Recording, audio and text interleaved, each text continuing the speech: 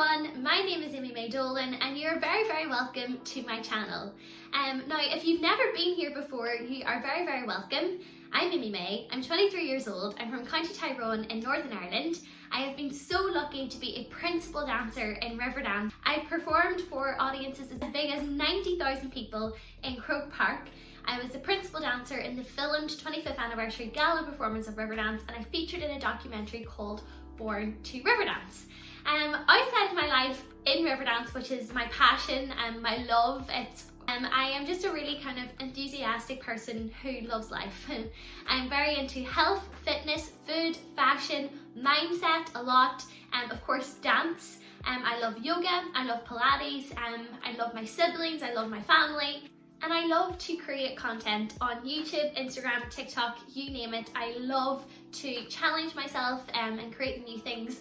And I just love having a creative outlet. However, today's video is very different, and I did just want to give an introduction into who I am.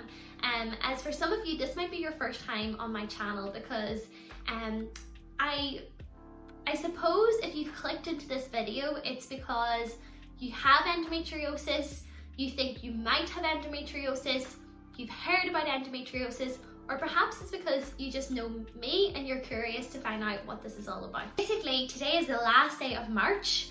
March is Endometriosis Awareness Month in 2021. I was officially diagnosed on the 29th of January this year, 2021. And I didn't think I was going to have the courage to really talk about this so openly on YouTube and Instagram this year. But it's the last day of March and I just feel like I have almost a duty to talk about this disease. And because I type in endometriosis into YouTube all the time, and I have for the last 7 years, and it gave me such relief whenever I clicked into a video and it was a girl talking about her story, or a doctor explaining what this disease is, or anyone who was talking about endometriosis. It gave me relief. It made me feel like I was part of a bigger community. I wasn't on my own. It just really eased all the kind of crazy feelings I've been having about this disease. And in a lot of the videos, they usually say, please spread awareness. Please talk about this disease. Please encourage women and girls to not be afraid to speak up about their health. Women's health has huge stigmas associated with it. We do not openly talk about our health enough. There's not enough people talking about this huge part of our lives, and I really just want to be part of the movement in encouraging young girls, older girls, women, not to be afraid to be an advocate for your own body, to speak up about what's going on in your body, to get answers, to get results, and to find out what's going on, and to, most importantly, a sense of relief. I wasn't expecting to get emotional. That's why I thought I was brave enough to do this today. This has been a battle for me for about 7 years, and it's been on and off, because there has been times that I've been like, is this all in my head? I'm okay, I'm having a good few months, things aren't as sore, and then I'd have a couple of days of absolute agony, and then it all really kicked off. I feel like I have no structure to this video already. I have a plan and I've went off on a tangent. I really wanted to start this video with what is endometriosis. I wanted to explain what it is a little better. So if there is anyone listening to this that think that might be them, that they can seek out advice from a doctor. If you feel like the first doctor you speak to does not listen to you or doesn't take you seriously, do not give up there. You must speak to someone else. You have to fight for your own belief in your body. So please fight for yourself. Be an advocate of your own body, your own health, your own life. The quicker you get this diagnosis, the more likely there's less damage done and you will be fertile. And we'll talk a little bit more about that in a second. So let's just start. I'm sure I'm going to edit this video in a way that it makes sense. Like right now it is not making sense. But let's start with, what is endometriosis? So endometriosis is a chronic disease or illness. So chronic basically means that it's very much long term, or in some cases it can be permanent, or it's constantly recurring, okay? So whenever I say it about it being a chronic disease or illness, it basically just means that it's there for like the long haul. It's there for a long time. Traditionally, endometriosis is explained as where the cells that line the inside of the womb or the uterus, they actually grow outside the womb, and they can grow kind of basically anywhere, most commonly in your pelvis, in the pelvis region. For some women it does end up on their lungs, into their thorax, but mostly it's in your pelvis. So it's like this tissue that's usually inside your womb grows outside of it, and it can cause like organs to stick together. It causes quite intense adhesions and scars and a lot of pain. That's kind of the main thing about endometriosis, is that it's very painful. In the UK it ranks as number 15 of the most painful conditions that people can have. So if number 1 is the most painful condition, endometriosis ranks 15, which in my opinion is pretty high. For a disease that people really don't know about. Like a lot of people in my life do not know I have it, do not know it exists. I think this might be quite shocking for a lot of people who know me, that I've kind of finally opened up and talked about this. But in general, people don't know what endometriosis is. So yeah, this tissue or these cells that grow outside your womb, it can be found on like your fallopian tubes, your ovaries, your bladder, your bowels, or sometimes further up like your lungs, for example. So it basically can grow anywhere in your body outside of the womb. So one of the kind of interesting things about these cells and lining tissue, whatever you want to call it, that's growing outside the womb, is that it actually responds to all the hormones that the tissue inside your womb would. So it swells, it gets inflamed, it bleeds, and it causes an intense amount of pain, and because that's really not supposed to happen in your abdomen or your pelvis or wherever it is in the person's body.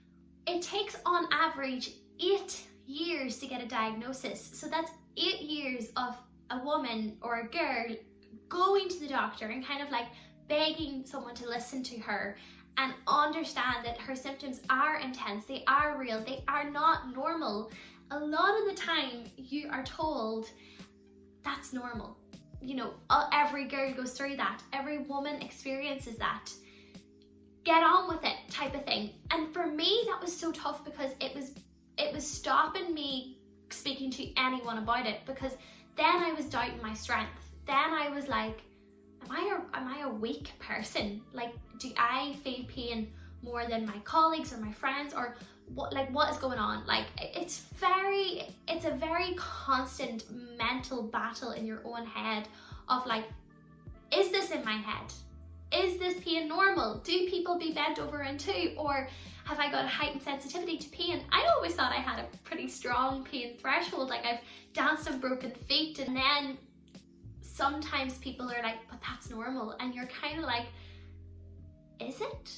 I used to say, am I a whinge? Like, am I a big complainer? Like, what is going on? So it takes on average 8 years to get a diagnosis. So it is a relief when someone actually sees the disease and tells you that you have a disease growing inside of you.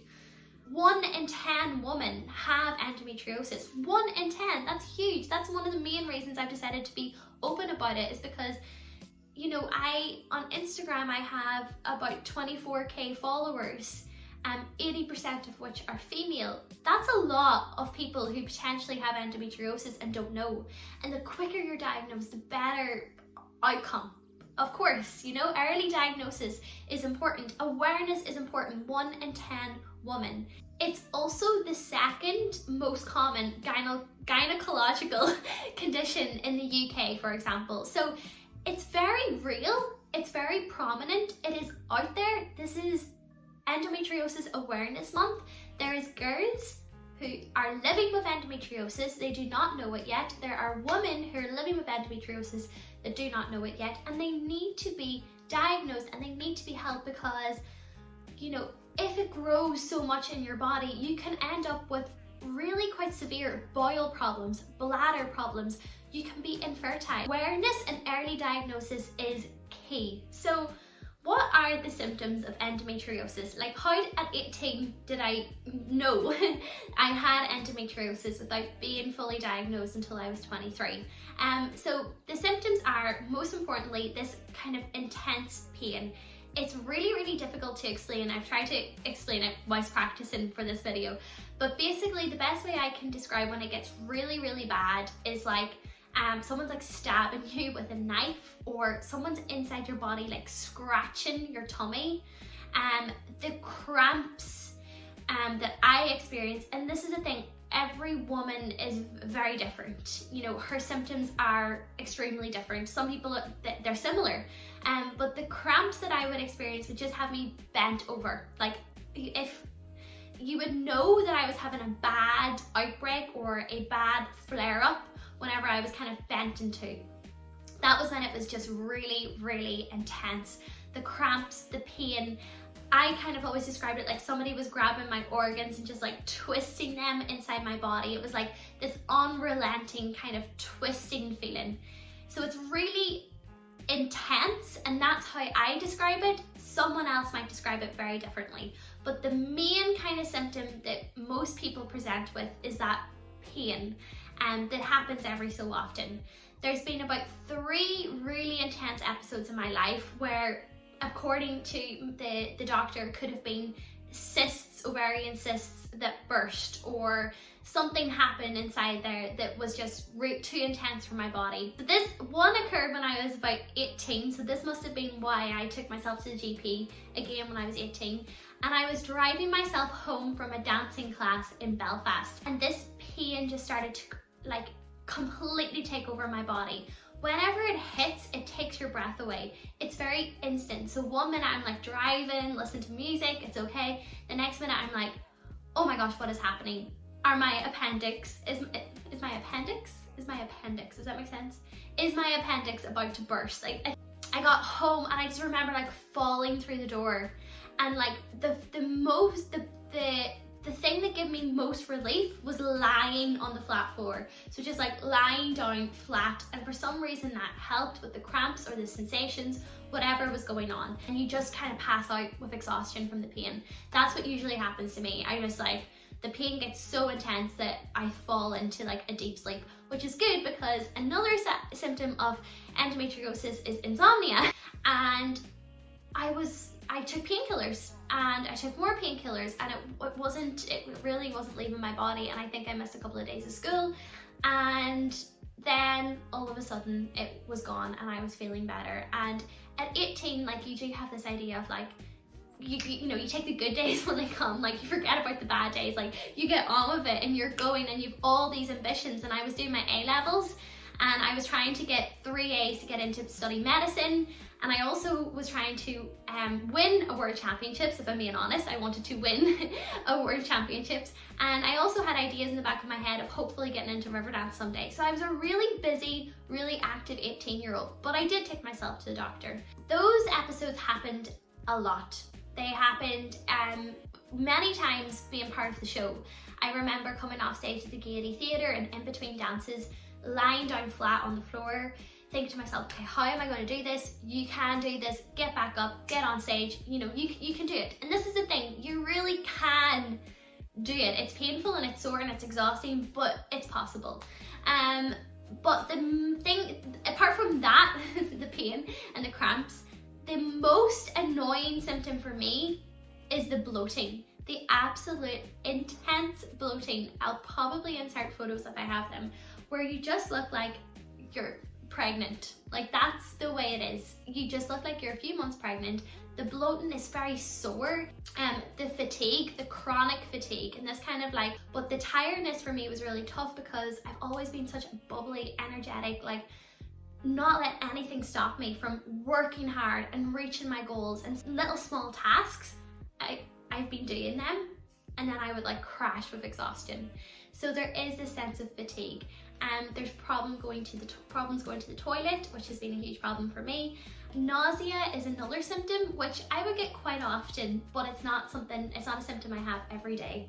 So that's a lot of the symptoms that I have experienced and I know about, but there are more.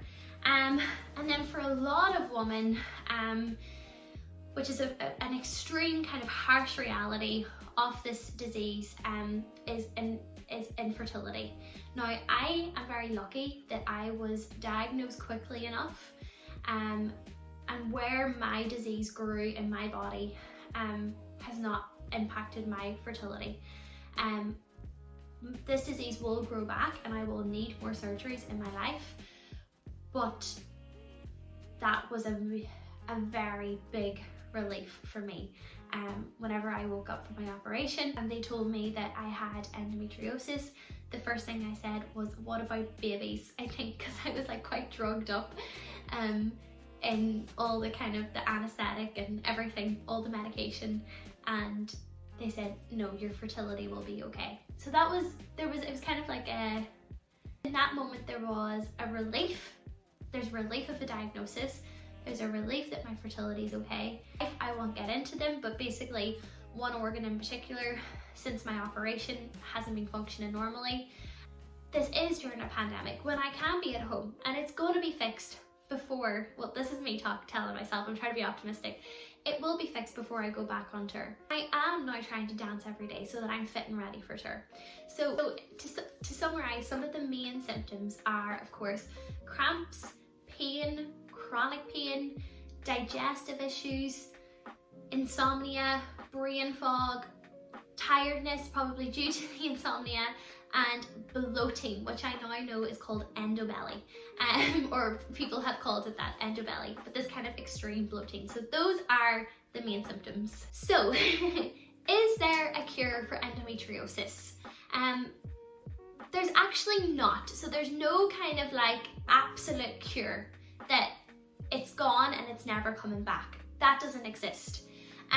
So what usually happens is if a GP kind of suspects a girl has endometriosis, they'll do ultrasounds, or they will test certain medications, which is usually hormonal related, to suppress estrogen, because estrogen is what is ultimately feeding this tissue. So there is ways that they can start to kind of figure out, do you have endometriosis? Because the only way to fully diagnose endometriosis is the laparoscopic surgery. There isn't no cure, but the laparoscopic surgery can actually, they can cut out endometriosis or they can burn it off, and that gives people a huge relief because that tissue isn't there causing pain, kind of gluing. What it does is it glues your organs together, so your organs don't work as well, your muscles are quite tight and contracted and sore, and they're just dealing with something that really shouldn't be in your body. So that's kind of the main things, the hormonal medication and the laparoscopic surgery. However, a lot of people after the surgery, you know, their body still doesn't work normally because their body may have adjusted or shifted or changed due to what was going on. You can have side effects of surgery, and also the endometriosis grows back. So usually people end up having many surgeries throughout their life. I recently read about a girl who was only 23 and she had actually already had 6 surgeries in her lifetime. So there's no cure. Basically, there's no cure for endometriosis. There's things they can do to help, and then most importantly, there's things that you can do to help. So diet changes, and that's something I've had to do, and I really miss coffee. I've just went off tea now for about a week because I seen the doctor about a week ago and he recommended for me to cut off tea as well. So I miss coffee a lot. No tea, no gluten, no dairy, no red meat. So those are like diet things that can help. Obviously exercise, reducing stress, meditating, trying to get enough sleep. All these things obviously really help this disease as well as other diseases. It's very much an inflammatory disease, so things that cause inflammation are going to hurt your body, if that makes sense. So if we take me for example, right now I'm basically trying to keep endometriosis in remission. So you might associate that word with a someone who has cancer, and you find out they are in remission. So basically my endometriosis was all cut out, so I'm trying to stop it from growing back. That's one of the things I'm dealing with. The other thing is some of the kind of side effects and complications that endometriosis has left me with. I'm also trying to deal with that. So you can see that it's kind of like this unending battle with your body, and that's something that I've really had to come to terms with in the last few weeks. I've had to stop fighting my body. It was a constant, like, I'd wake up in the morning and I'd be like, who's gonna win today, my body or me? And I was really starting to hate my body, and I was really like, why did this disease choose to grow inside my body?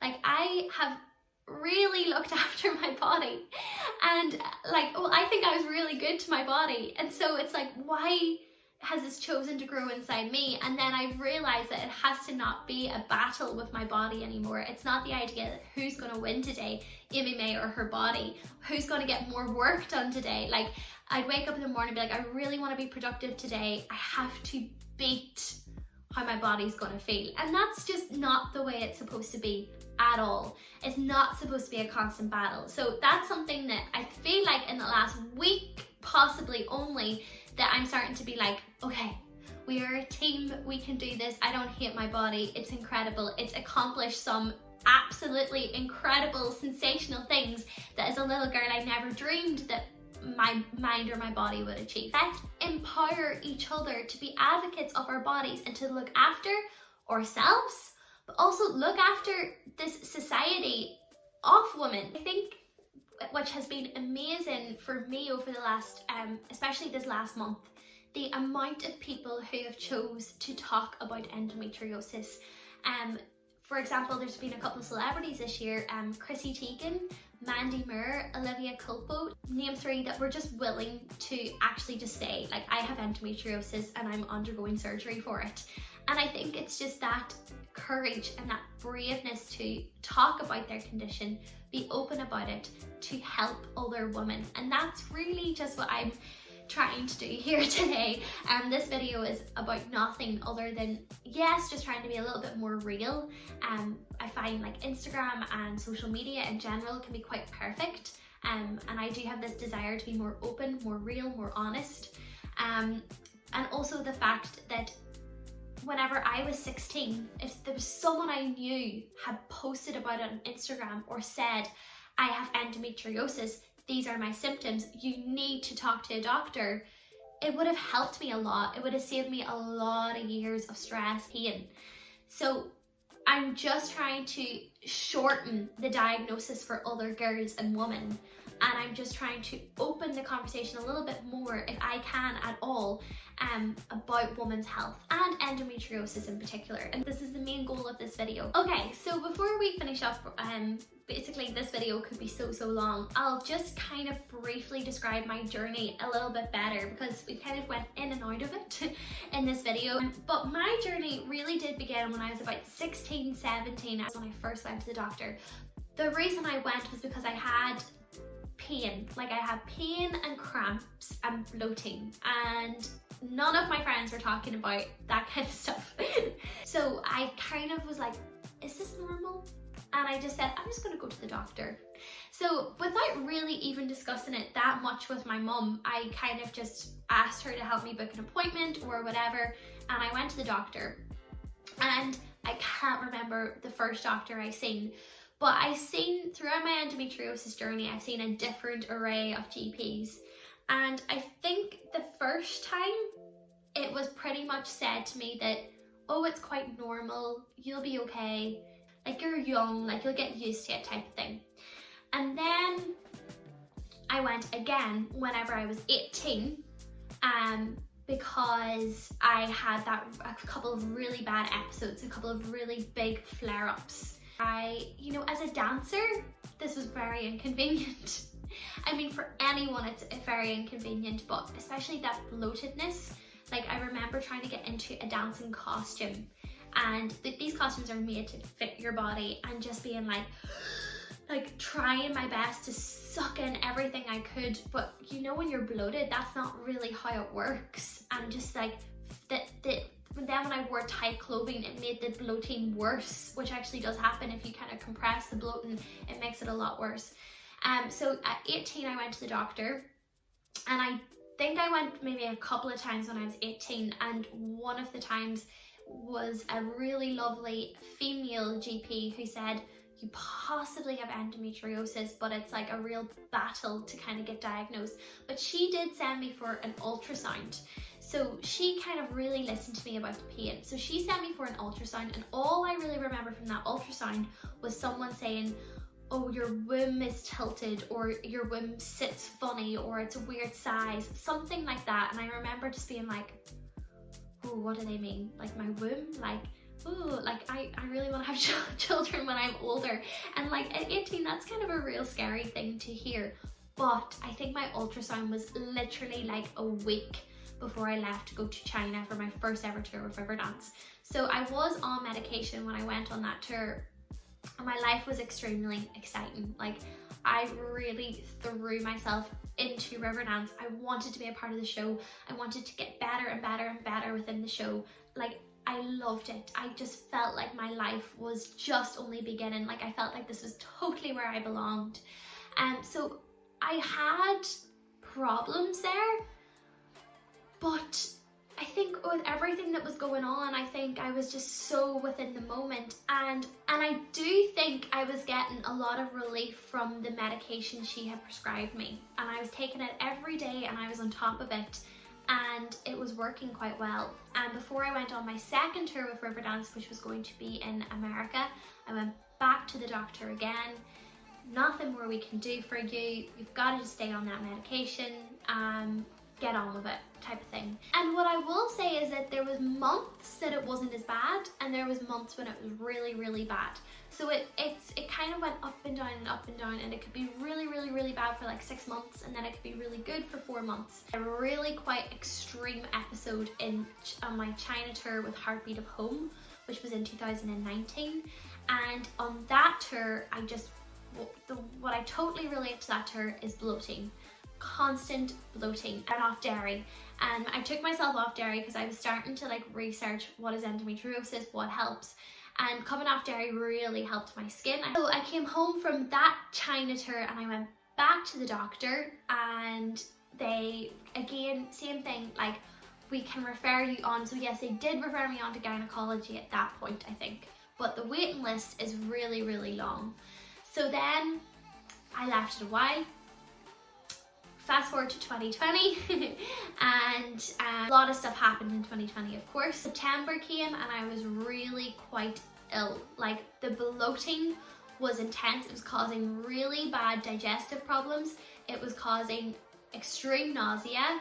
And it all kind of really came to a head, or really kind of kicked off. I had a few very, very stressful months. A very important member of my family was quite sick. I had to step up and take on a lot of responsibility in my home. I was very stressed and worried about that person, like very, very anxious. I wasn't dancing. Riverdance is gone. We were in the middle of a pandemic. There was a lot of people stressed. Yes, I think the stress was adding to what was going on in my body, but I was also putting a lot of my symptoms down to the stress. So the insomnia, the intense bloating, and the worst symptom for me, the pain, the headaches, the back pain, the hip pain, the inability to do exercise, the fatigue, the brain fog, this like unrelenting fatigue, like just exhaustion. And I was really putting it down to, I broke my foot, I tore a ligament, I tore a tendon in my foot, so I wasn't exercising as much. So I was kind of giving all my symptoms a different reason. So I was saying it's because I'm stressed, it's because I'm not dancing, it's because we're in the middle of a pandemic, it's because I'm not able to exercise, I'm not sleeping because I'm stressed and worried.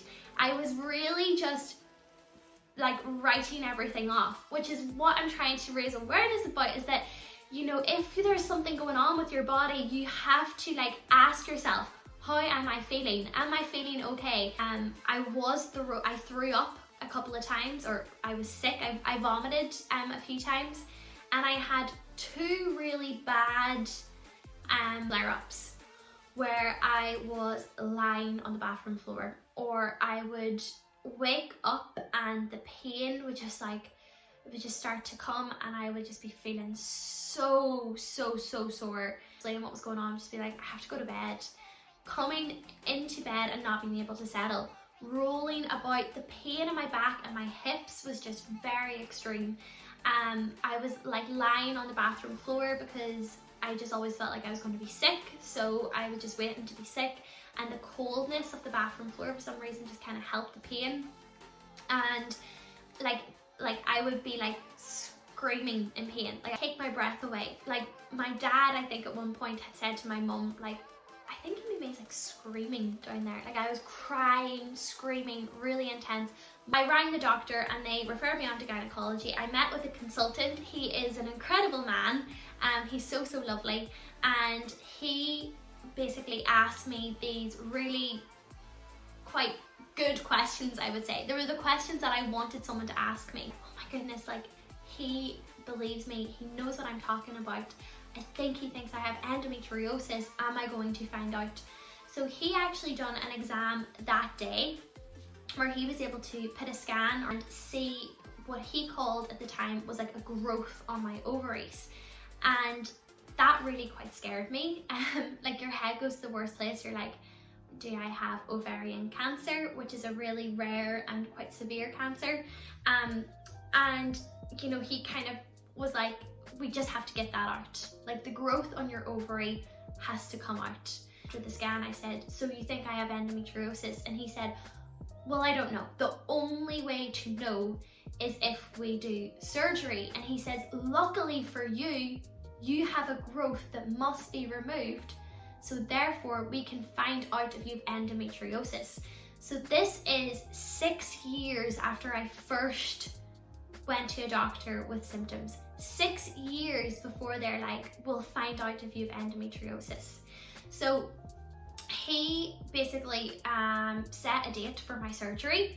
So I was going into the surgery and my 2 hopes were, I hope I don't have ovarian cancer and I hope I don't have endometriosis. The outcome I wanted was that whatever growth was on my ovary, they would cut it off, get rid of it, and my life would be the best it was ever going to be. Like that was it. And I know that was unrealistic. Like I knew I had endometriosis. Like I just had all the symptoms. I'd done all my research, and he basically, whenever he opened me up, he saw that I had the disease. He removed it. He sent it off for biopsy. And then he told me I had endometriosis and that I was lucky that my fertility wasn't affected and that I would probably get 5 years before I would need another surgery. And I think that's probably minimum. Like if I do all the good stuff of diet and everything, I might get longer. So that's basically where we are. Now, unfortunately, since my surgery, I haven't been well. I've had a really tough few months. That can happen. I've seen the consultant again. I've been referred on to other consultants to get everything fixed and sorted. So, but the upside is there's some of my symptoms that are better. So my bloating for me is still very there. And this is something I should say, it turns out if you bloat for more than like 12 days in a row, that is like a real sign to go see a doctor. Like you really should go see a doctor if you're bloating more than 12 days. I just found that in all my research. The pain and the cramps and those flare-ups are gone, and hopefully they're gone for good. Like I have not had a flare-up where I'm bent over into, or I'm screaming, or I'm lying on the bathroom floor, or I feel like I'm going to be sick. And I have to celebrate that. Like that on its own is a huge, amazing, I'm gonna say achievement. It feels like an achievement. It was a real battle to get this diagnosis. And the scary thing about it is, if that growth or cyst that was on my ovary hadn't been there, I wouldn't have had to get the surgery. So I would still be in this trap of like, do I have endometriosis? What's going on? So, and that's what it is for a lot of women. They don't find out they have endometriosis until they have these large, painful cysts. So the reason why I got a lot worse from like September 2020 onwards was because I had this large growth growing inside me that was causing a lot of pain. So that's my journey. That is basically it, and I am proud to say I am an endo warrior. I have 3 little scars on my tummy. I can't show you them because 2 of them are really far down. One's in my belly button, which you can barely see. I'm a real believer in women fighting for every right that they deserve, and I just don't want anyone else to go through the pain and the trauma and the embarrassment sometimes of having a disease that's associated with like women's health. Maybe, just maybe, I don't know, I'm trying to see the positive in it all. I was supposed to have this disease so that I could help fight for other women to get a quicker diagnosis and to help spread awareness. If you've made it to the end of this video, wow, well done, because this is a long video. I suspect it's going to be very long, but thank you so much for watching, and thank you for whatever part you play in helping spread awareness about endometriosis and the bigger picture, which is women's health. So if you can, take time now to share this video with women and girls in your life. Send it to them, because you do not know who is suffering in silence. Encourage them to watch this. Encourage them to talk about any symptoms they might have. Remember, there's 1 in 10 women with endometriosis. There's a lot more women with different women's health problems. Let's open up the conversation. Let's end the stigma. Let's not be afraid to say, I have endometriosis, or I have whatever disease, illness it is.